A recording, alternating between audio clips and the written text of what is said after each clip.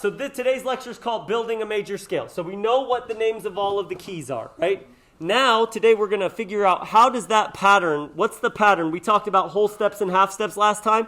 What's the pattern of whole steps that creates our do, re, mi scale? Do, re, mi, fa, sol, la, ti, do. How do we do that off whole steps and half steps? So you guys, the answers here are whole step or half step, okay? So between F and G, what kind of step is that? Whole step. Between G and A? Whole step. Between A and B? Whole step. What about B and C? Half step. What about C to D? Whole step. D to E? Whole step. E to F? Half step. Nice job. What about E flat to F? Whole step. What about D sharp to E? Half step. What about G sharp to A? Half step. What about G sharp to A sharp? Whole step. So remember that a whole step means that you skip one note, just one. If you skip two notes, it's no longer a step, okay? Everybody good there? All right, and then a half step means you didn't skip anything, you just went directly to the next note. So that's your whole steps versus half steps. There's one other key thing that I will repeat way too many times this year. Are you guys ready? So anytime you hear the word major, and this is for sight singing, okay? The word major can be replaced by the phrase is do. All right? So if I told you that you were in the key of D flat major, what I really just said was D flat? Is do. Good. If I told you that if you were in the key of F sharp major, what I really said is that F sharp? Is do. Right, exactly. So you guys get it. So that's how. So if I told you to find do in the key of E major, what's do in the key of E major? E. So going, somebody said E major. Do in the key of E major is just E. Okay? Does that make sense, you guys? So it works the opposite way too. So if you're trying to, that's the key reason why you need to know that, is how do we find do? Well, you got to know what major key you're in. So today we're going to figure out what that pattern looks like of whole steps and half steps based in different key signatures. So the first thing that we need to figure out is what is that pattern? And this is how it's going to go. So we're going to write building, and you can write this probably below your keyboard. We're going to write building a major scale. Building a major scale. And there's 4 steps to how we do it. At least I like to think of it in 4 steps. There's probably other ways that you could analyze this. Excuse me. Step number 1. Is you are going to start on do. Start on do. I'm going to use D major as our example today. Okay, I'm going to use D major. We're going to start on do. So we're going to say that every key in D major, we're just going to put a little X on where the key would go. All right? We're going to start on do. So right here, we know that D is do, because D major means that D is do. Right, so if we say D major, then we're really saying D is do. So right here, between these two keys right here, we know that that's D. So we're going to put an X right there. That's where do is. And that's all we get out of step 1. Okay, so right there, I'm just going to put a little 1 as a bracket underneath it, because that shows me I got that key out of step 1. Okay, next. Step 2, we are going to go up a whole step,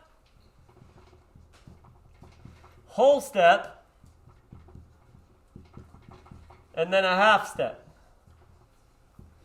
All right, so after we go here, D is do. Now we're going to go up a whole step. So D is do. Does that put me on E flat or E? E.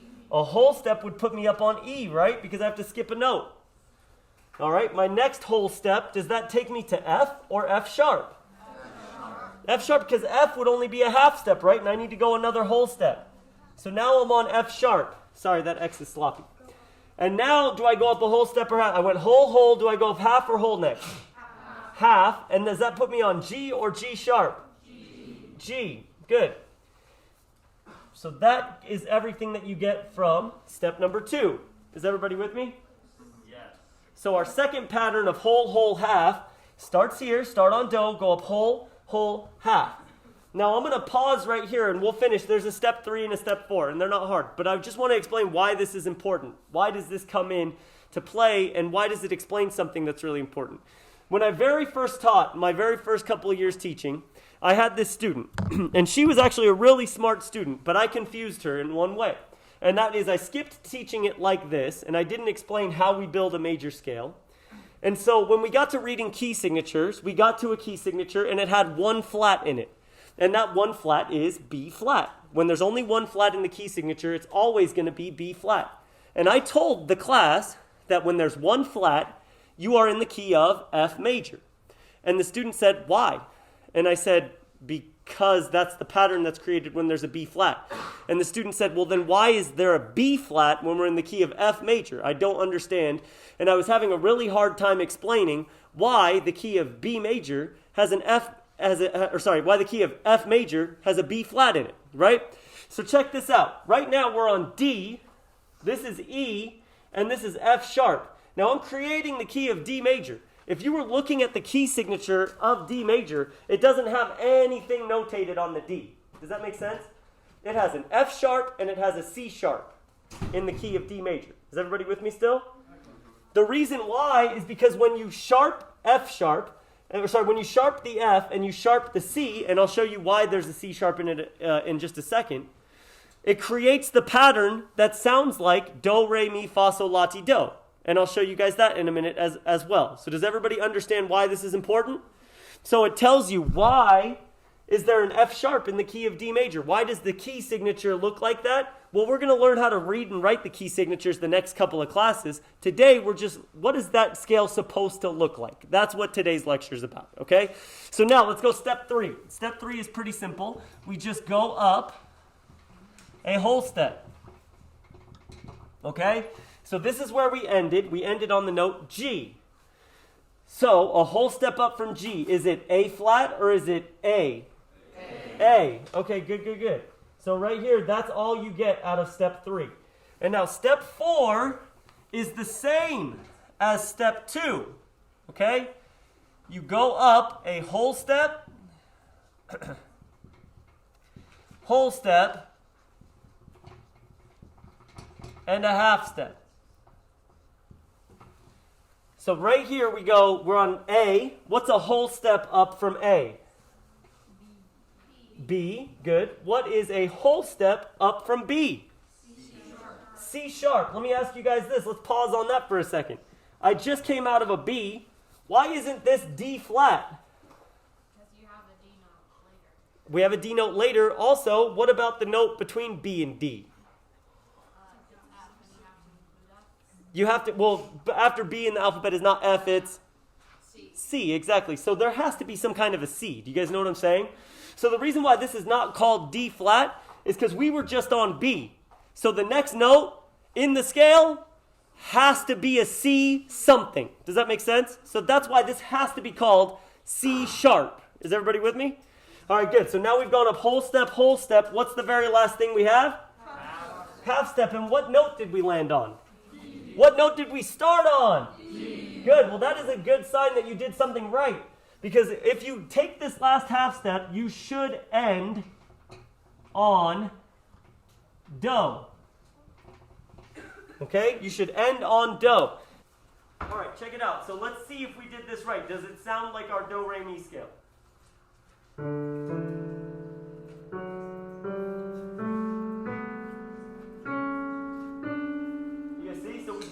Go from do to do on that. So this one is, so what's key in the scale? What syllable would this be in the scale? This would be do. This is then,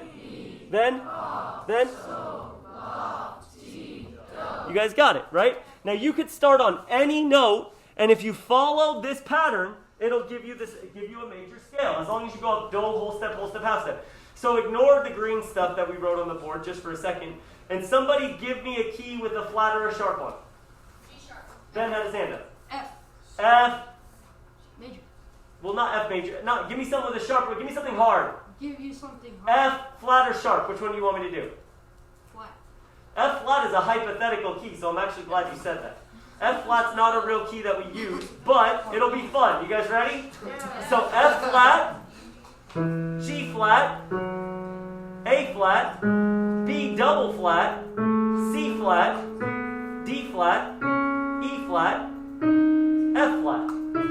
And you can go up, and if you go up the right whole steps and half steps, then you're good to go. Let's do F sharp to make our lives a little bit easier. You guys ready?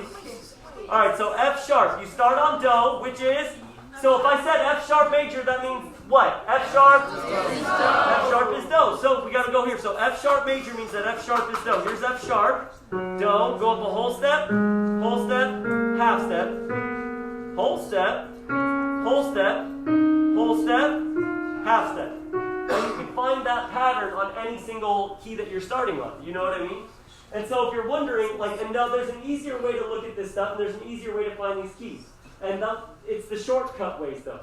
So what we're going to talk about next time, I think, is like the coolest thing in music. And it may just be because I'm a little bit of a nerd. And when we say little bit, I'm a huge music nerd. But the thing that's really cool that we first start to figure out is next time, some really smart music person, way back when standard notation started becoming a thing, figured out that if you start with F sharp, the next sharp's always going to be C sharp, and it'll create another key. And then if you add G sharp, that creates another key in this pattern. And then if you add D sharp and you keep all of those sharps, it adds another key in this same pattern. It just centers itself differently each time. Does that make sense?